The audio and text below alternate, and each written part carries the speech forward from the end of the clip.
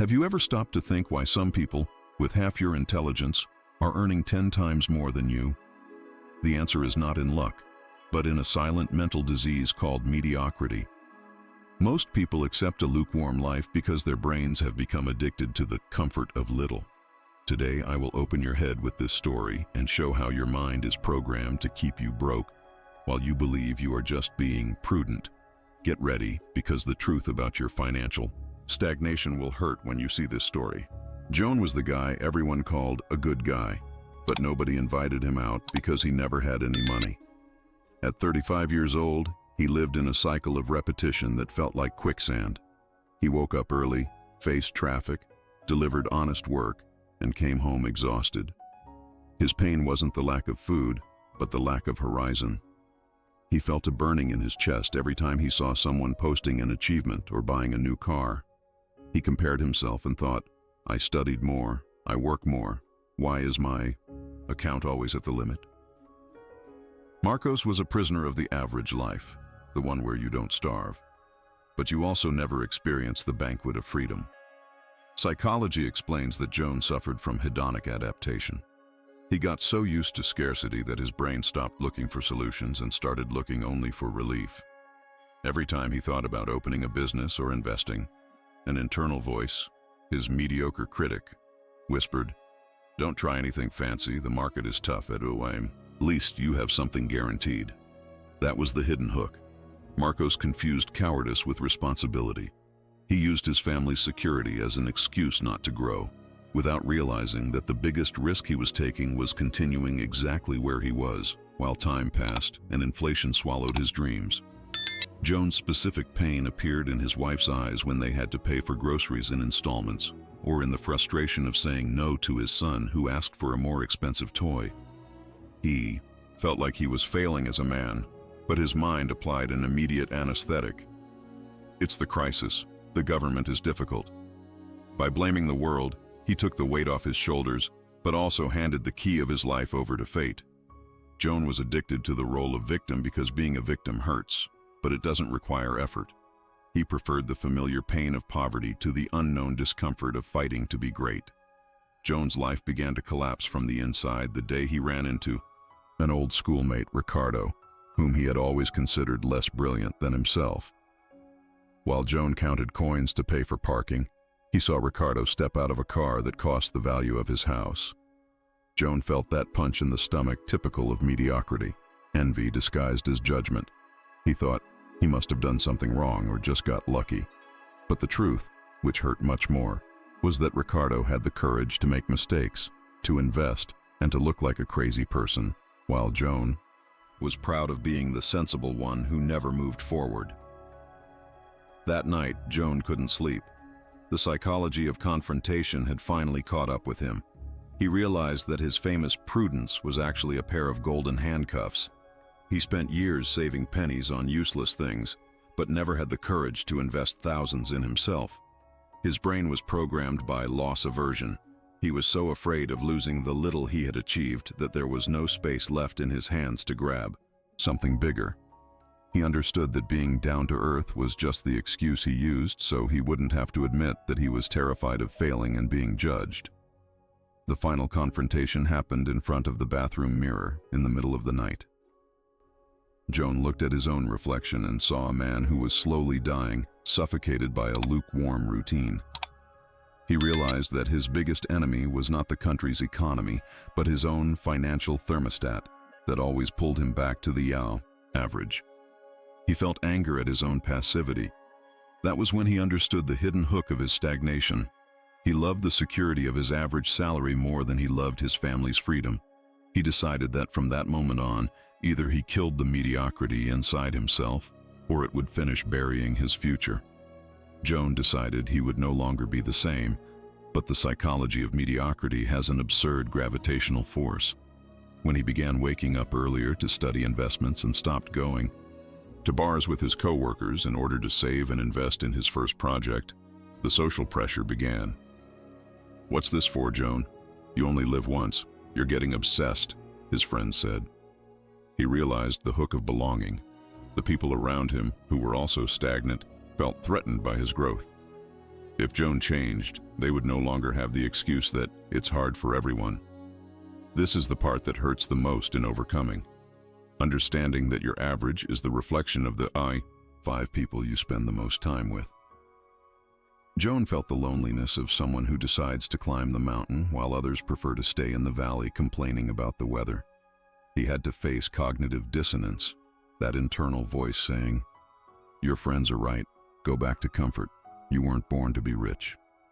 His brain tried to save energy and avoid judgment, but Joan now had a much bigger why.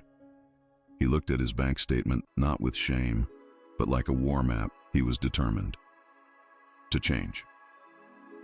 The first big obstacle came when he invested part of his savings in a small resale operation, and the business didn't make a profit in the first month. The old fear came back strongly, screaming that he would lose everything and starve. But instead of retreating to the security of his salary, he used the psychology of resilience. He understood that the loss was the price of the tuition of life's university. Joan stopped asking, "Why did this happen to me?" and started asking, "What can I learn from this so I don't make the same mistake again?" Mediocrity dies when you stop seeing mistakes as a period and start seeing them as a step. As the months passed, Joan found himself in a danger zone he didn't expect. The comfort plateau. He was already earning a little more than before, the bills were paid, and he no longer felt that humiliating suffocation. It was at that moment that the psychology of mediocrity attempted its final strike. His brain, addicted to security, began whispering, "Now it's good, Joan. You've already achieved more than most people. You can rest." This is the hidden hook that kills the dreams of those who reach the middle of the road. The temptation to trade real prosperity for the luxury of being a little better than average. Joan realized that many around him stopped exactly there. They bought a better car, financed an expensive trip, and went back to being slaves to installments, believing they had won. He understood that addiction to immediate dopamine was what kept people trapped. They worked hard just to buy a momentary relief, not to build a structure of freedom. Joan saw that if he fell into the trap of spending what he was beginning to earn, he would still be a prisoner, just in a more decorated cell. To overcome this phase, Joan had to reprogram his concept of deserving. He stopped thinking, "I deserve this treat," and started thinking, "I deserve total freedom." He applied delayed gratification in a radical way, reinvesting every cent of profit into his growth. While others called him cheap, he knew he was buying his time back. Joan understood that the secret wasn't how much he earned, but how much he could keep and multiply. Mediocrity loses power when you stop using money to look rich and start using it to become free. As Joan's businesses began to scale, he encountered an enemy he had never faced, the fear of his own success. In psychology, this is known as imposter syndrome. Sitting in meetings with people he previously only saw on television, an internal voice shouted, "What are you doing here? Soon they'll discover you're just Joan, the guy who counted coins in the parking lot." This was the hidden hook of his old identity of scarcity trying to pull him back to the shallow. Joan realized that mediocrity doesn't attack only those who are at the bottom. It also tries to knock down those who are rising, whispering that success is a mistake or a temporary luck. This internal conflict generated an absurd desire to sabotage himself. Joan felt an impulse to spend everything, to abandon new projects, or to make silly mistakes just to relieve the pressure of having to be great. He understood that his financial thermostat was fighting to return to the average 20 degrees, while his life was already at 100 degrees of abundance. To win, Joan needed a shock of reality. He was not a fraud. He was the result of 1,000 difficult decisions that nobody else had the courage to make. He stopped apologizing for his success and began accepting that wealth was not an accident, but a reward for his discipline. The big turning point of this stage came when Joan understood that success requires a new skin. He had to kill the fearful Joan so the prosperous Joan could rule. He stopped looking up with a crooked neck and started looking sideways, treating the great as equals. The psychology of mediocrity lost its final battle when Joan stopped feeling guilty for having more than others and started feeling responsible for helping more people with what he had built. He understood that being great is hard work, But being small brings an agony he would never again accept feeling. With financial freedom consolidated, Joan faced the final test of the psychology of mediocrity: social judgment. Those who once pitied him when he was hustling now looked at him with a mix of suspicion and bitterness. He began to hear malicious comments behind his back, suggesting that he had changed or forgotten who he was. This is the hidden hook of the revenge of the stagnant. Society accepts that you struggle, but it has difficulty accepting that you win. Joan realized that other people's mediocrity tried to punish him for having the courage they did not have. The specific pain of this stage was the distancing from people he considered essential. Joan understood the psychology of the crab bucket.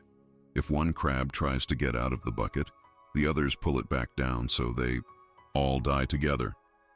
He felt the loneliness of someone who no longer has the same survival problems as most people, and this generated a momentary identity crisis.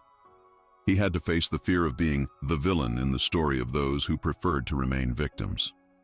Joan understood that the price of freedom is the loss of approval from those who do not want to evolve. The final confrontation was understanding that his wealth took nothing from anyone. It was created from zero through value and discipline. Joan stopped trying to explain himself or apologize for his lifestyle. He embraced the identity of abundance and realized that the best way to help others was not by returning to the hole with them, but by serving as a lighthouse for those who wanted to climb. Mediocrity lost the last strand of hair from Joan's head when he stopped caring about what they would think and started focusing on, what can I build?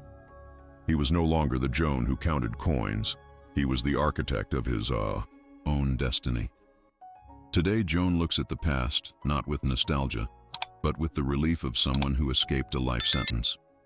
He understood that the greatest luxury money brought was not material goods, but mastery of time and peace of mind. The psychology of mediocrity tried one last move, the fear of losing everything and going back to who he was. But Joan smiled because he realized the hook of the unshakable mindset. Even if every cent were taken from him today, he would recover everything, twice over, because what changed was not his bank balance, but the software running in his head. He doesn't have money, he is prosperous. The great lesson Joan now carries is that of generational responsibility. He looks at his son and no longer sees the weight of scarcity that he himself carried. He does not teach his son to get a good job to be safe, but rather to create value to be free. He broke the hereditary curse of the middle class, the one that teaches you to work for money, instead of making money work for you. Joan understood the psychology of abundance. The more he grows, the more he overflows into the lives of those around him, creating an ecosystem where mediocrity simply cannot breathe. Joan's story ends where yours can begin. He stopped being the invisible hard worker to become the protagonist of his own story. The final confrontation he leaves for you is this: mediocrity is a choice disguised as destiny. Joan discovered that the cell door had always been open. He just needed the courage to walk toward the light of the unknown. Wealth is not an event of luck. It is a process of inner reform. Joan died to the world of the small so he could finally be born into the world of giants, and he never, not for a single second, regretted leaving the security of misery behind. If you felt anger, envy, or discomfort when seeing his journey, pay attention. That is the scream of your mediocrity trying to keep you at the bottom of the bucket. And you? When will you use your intelligence to justify your stagnation? Until when will your prudence be the excuse for your cowardly inner self not to act? Time does not forgive those who wait for the perfect moment. The psychology of mediocrity is a disease cured by brutal action. Do not wait to feel ready, because fear never goes away. You simply learn to walk with it. If you decided that your mediocre self dies today, write in the comments, "I am the architect of my destiny." Do not accept less than the life you are capable of imagining. Subscribe to continue shielding your mind against the herd. Remember, comfort is the tomb of your potential.